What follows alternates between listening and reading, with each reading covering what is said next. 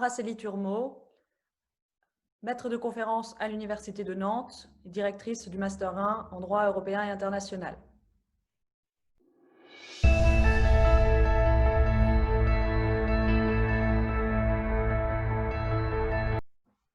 L'indépendance des juges et l'impartialité des juges sont des éléments constitutifs de ce qu'il est convenu d'appeler souvent l'état de droit formel, par opposition à des aspects plus substantiels de l'état de droit. C'est-à-dire que ça fait partie des conditions formelles, procédurales, de l'existence d'un état de droit. Or, dans l'Union européenne actuellement, on a en particulier en Pologne un certain nombre d'évolutions du droit national, du fonctionnement du système juridictionnel, donc des choses qui en principe font partie des compétences des États membres, qui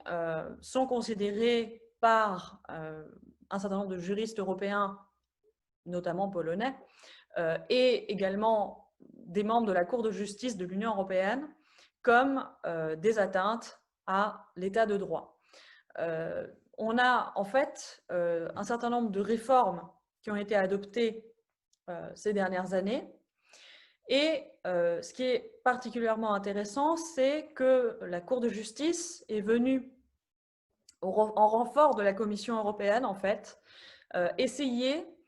de lutter contre ces évolutions en Pologne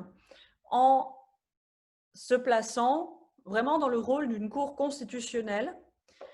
qui va non seulement, comme c'était le cas par le passé, présumer que l'ensemble des États membres respectent l'état de droit, mais imposer le respect de l'état de droit à ces États membres. Donc en fait, on a une espèce d'évolution sémantique. Alors, ce n'est pas grand-chose dans la jurisprudence en termes de manière dont on présente les choses, mais en réalité, concrètement, ça a des effets quand même assez importants, voire même révolutionnaires, dans la manière dont on conçoit l'ordre juridique de l'Union et le rôle de la Cour de justice. La Cour de justice, en fait, essaye de lutter contre une dérive autoritaire dans un État membre en intervenant sur son système juridictionnel. Et ce n'est pas entièrement surprenant en fait que la Commission et la Cour de justice se soient attachées prioritairement à cet aspect-là de la dérive polonaise plutôt qu'à d'autres aspects de violation de droits de l'homme ou d'autres choses qui peuvent être considérées comme également problématiques du point de vue de l'état de droit. C'est que en fait, la Cour de justice a pris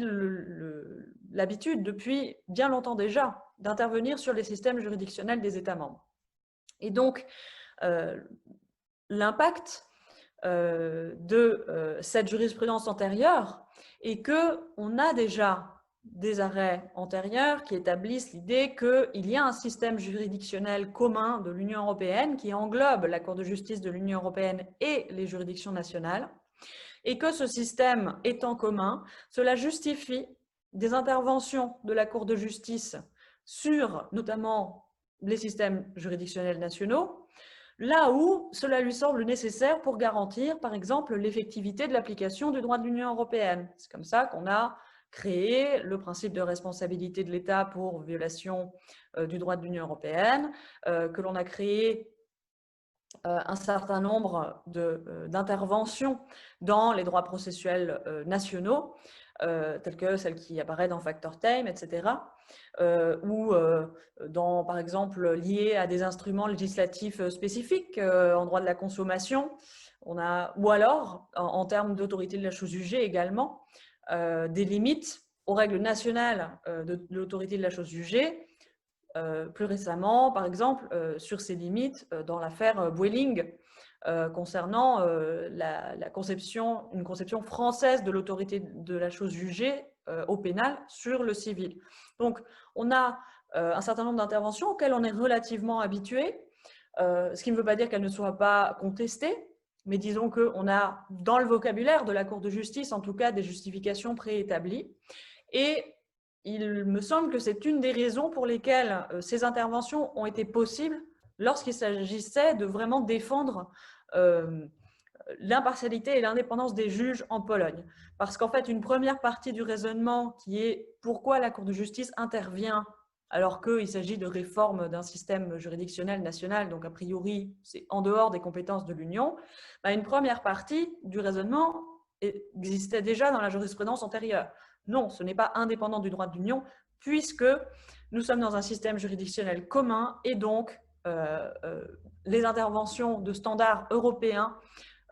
pour exiger éventuellement des adaptations des systèmes processuels nationaux sont pertinentes et parfois nécessaires.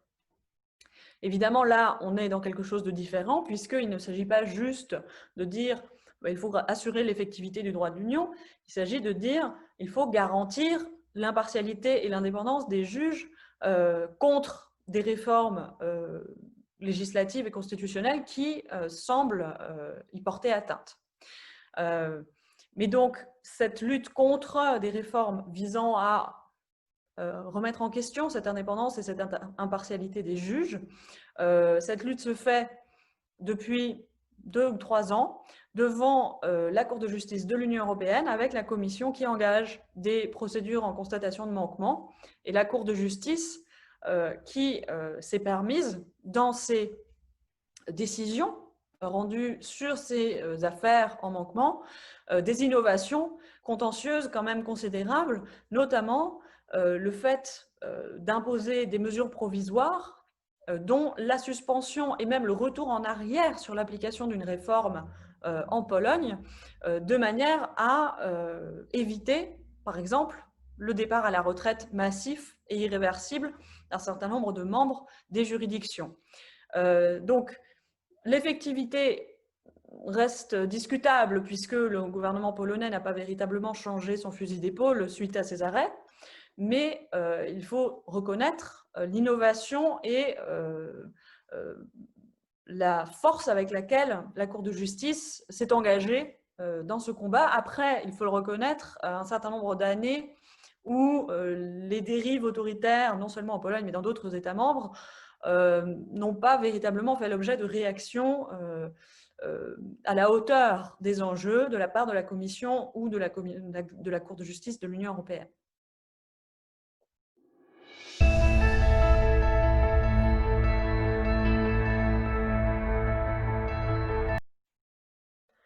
L'une des raisons pour lesquelles il a été indispensable pour la Commission, mais aussi et peut-être surtout pour la Cour de justice de l'Union européenne d'intervenir pour essayer de contrer ces évolutions des systèmes juridictionnels, en particulier du système juridictionnel polonais à l'heure actuelle, c'est qu'il est impératif de maintenir la confiance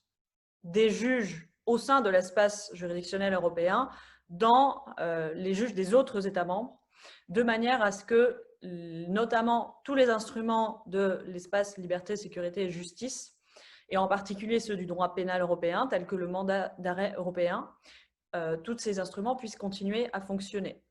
Tous ces instruments-là reposent sur une présomption que l'ensemble des États membres présentent les mêmes garanties en termes de protection des droits fondamentaux, en termes d'indépendance et d'impartialité des juges, de standards de base dans les droits des parties au procès. Or, cette présomption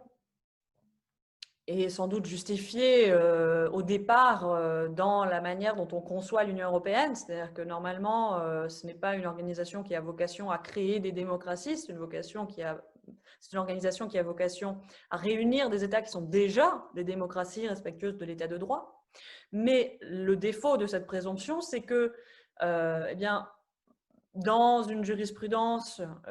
bien établie, la Cour de justice estime que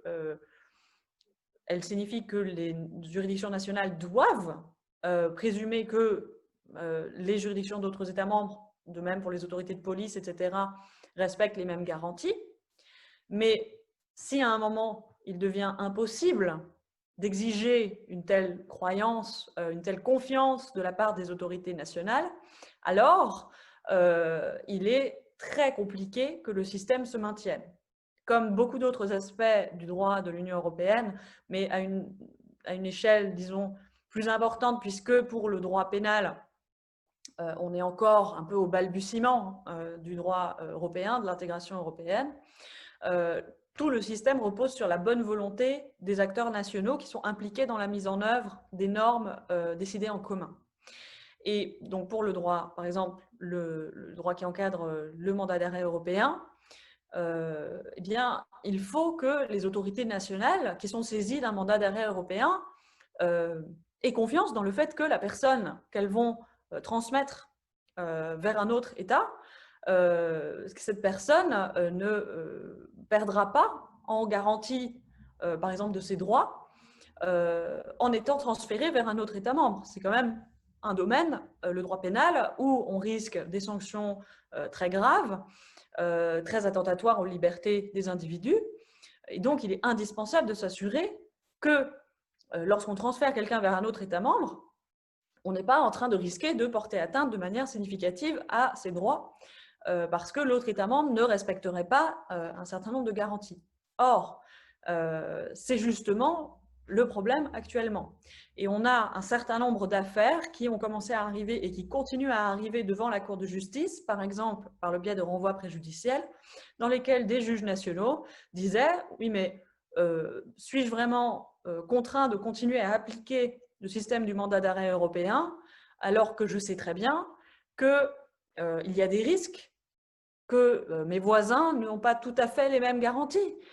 qui n'ont pas parfois, par exemple, des prisons qui sont compatibles avec nos standards de protection de la dignité humaine, et donc dans lesquels nous, on n'enverrait pas un individu dans notre propre système national. Et ce genre de question devient évidemment beaucoup plus insistante s'il s'agit d'évolutions telles que celles qui ont lieu en Pologne actuellement, où on a véritablement une atteinte très grave à l'indépendance et à l'impartialité des juges. Donc, la Cour de justice est un peu contrainte et forcée, notamment par la nature même de ces instruments de droit pénal européen, qui reposent sur la confiance que les autorités nationales peuvent mettre dans leurs correspondants étrangers, finalement. Elle est contrainte à intervenir pour essayer de se poser en arbitre et éviter que les juges nationaux ne décident d'eux-mêmes de cesser d'appliquer ces instruments-là parce qu'ils auraient perdu confiance dans le système et ils seraient finalement désormais convaincus que les institutions européennes ne garantissent pas que les garanties fondamentales soient assurées dans l'ensemble des États participants, par exemple, au système du mandat d'arrêt européen. L'attitude de la Cour de justice, pour l'instant, en ce qui concerne cette espèce de capacité qu'auraient des juridictions nationales de refuser de collaborer avec des autorités, des juridictions qui sont présentes dans des États tels que la Pologne, la position actuelle demeure, ça a encore été confirmé par un avocat général cette semaine, que, en principe, on ne peut pas considérer qu'il y a une autorisation générale, globale, à ne plus utiliser ce genre d'instrument, même à destination de la Pologne, en dépit des problèmes que l'on y a constatés. Cette position se justifie par une espèce de volonté de maintenir le système tant bien que mal en fonctionnement, mais on voit bien que c'est quand même problématique, alors même que la Cour de justice a rendu des décisions qui établissent l'existence de manquements graves à l'état de droit, simultanément de dire aux juridictions d'autres États membres non, vous ne pouvez pas considérer qu'il y a un problème systémique qui justifierait un refus global de toutes les demandes de coopération en matière pénale avec les juridictions de cet État, c'est un peu compliqué, il y a un manque de cohérence et il faut espérer que la Cour de justice évoluera dans son approche, même si, évidemment, le problème ne vient pas de la jurisprudence de la Cour de justice, le problème vient de la nature de ces instruments et de l'absence de solution politique aux problèmes qui se posent.